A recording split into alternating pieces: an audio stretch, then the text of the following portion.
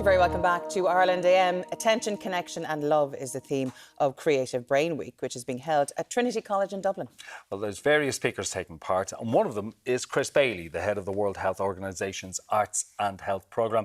And he's here this morning to tell us more. Good morning to you, Chris. Good morning. To see you. Yeah, Thank you so much for joining us today. My pleasure. I love to be on radio.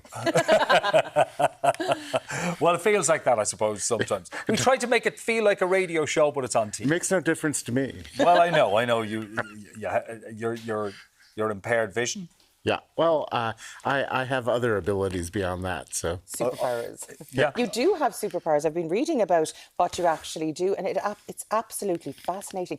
How did you get involved in this field in the first place? Well, you never know the course that your life is going to take, and sometimes looking back, you go, oh, it all makes sense, but while you're going through it, it seems like a mad improvisation.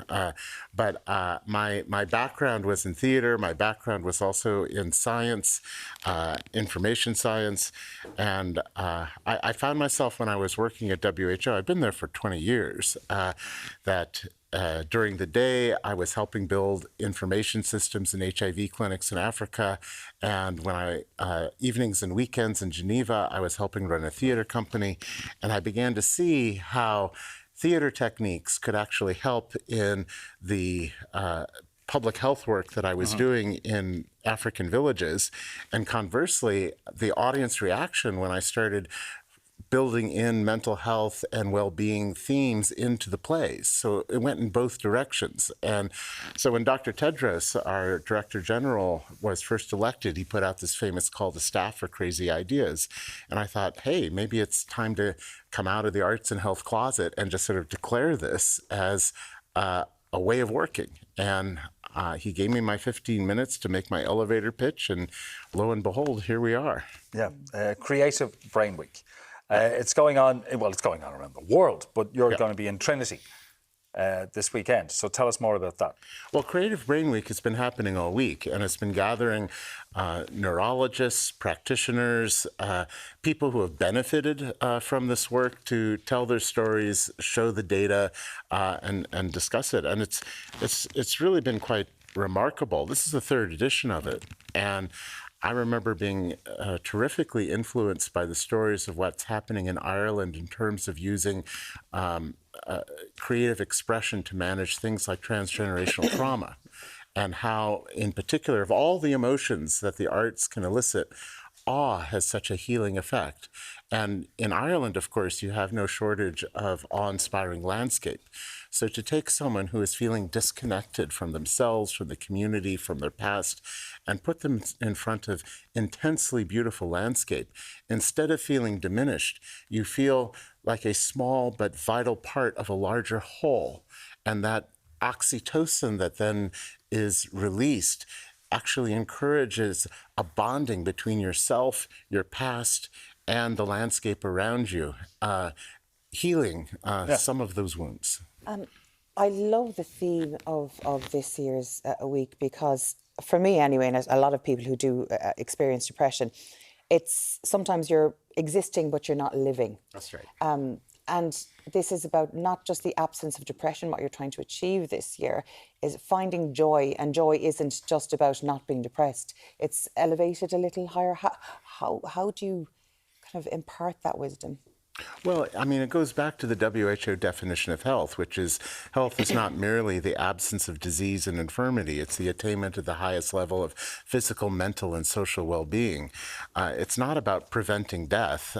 That's not going to happen. But it's making sure that you lived fully in the first place at whatever phase of the life course you're in. So just last week, I was touring the west of the country, and amongst the many different types of places and populations we interacted with, there were many nursing homes, people who have been managing life with dementia, for instance. And there's a understandable tendency when someone has such a debilitating condition to just walk away because there's nothing you can do. Well, there's plenty you can do. I saw the miracle of how music can bring back memory and identity temporarily as these acts of grace. I learned something else, that in Ireland, there's a great love for the music of Johnny Cash. Oh, yeah. Yeah. And so I heard when the musicians started playing Ring of Fire, suddenly these people who had been closed off, who looked contorted and confused, their eyes lit up in recognition to the song, and they began to sing along. And when it was done, the musicians would immediately intervene while this connection was happening and say something simple like, "Do you remember when you sang that song?" Yeah. And the woman would say, "Yes, I was a young girl in my parents' farmhouse. I was by the fire. I took off my shoes and I danced on the cold stone floor." I mean, it was that specific, the memory. And the loved ones nearby saw a glimpse of the person they thought they had lost. And then the musicians would take out a volume of an anthology of Irish poetry, and hearing the word farm would read the poem, "The Planter and His Wife," and would go back and forth like this. And that's the other thing I noticed throughout Ireland. I didn't see a single poetry intervention, but every intervention, whether it was painting or music or dance, always had poetry. You didn't have to have a special session for it. It was a part of everyone's life, particularly people of a certain generation. It's lovely when you hear that, because for a lot of people, and you know that yourself, Martin, if you love someone, particularly with dementia, trying to get that glimmer of themselves back again. And I think we underestimate what the creative arts can do and what music can do to feed the soul. Yeah, and we're understanding more and more about the neurology of that this is science. It's not just a nice feeling. Our brains are wired in a different way to appreciate or understand music, or is it involved in our memory bank? It's both. I think what's interesting about music in particular is that, unlike speech, which is in a particular part of the brain, Broca's area, when you are listening to music or playing music and you're put under an MRI machine, your whole brain lights up like a Christmas tree. It's a whole brain effect. And so I think what happens in the case of dementia is music doesn't cure the broken neural pathways. It doesn't cure anything. But in that moment of this all-brain effect, the brain finds detours and reconnects to things that they thought they had lost. Yeah. I mean, it's really remarkable to witness. Okay. It certainly is.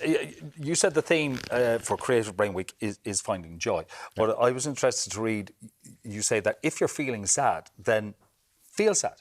If someone around you is feeling sad, let them feel sad. Oh, I was involved in a campaign a few years ago at WHO on suicide prevention, for instance.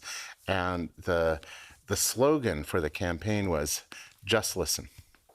Yeah, and sometimes that's the best thing you can do. The tendency is you start panicking that someone may be having thoughts of self-harm, and the first thing you think of is, you say, "Don't do that," or you just cheer up, or you give them advice. And yes, you want to get there, but the first thing you do is you just listen.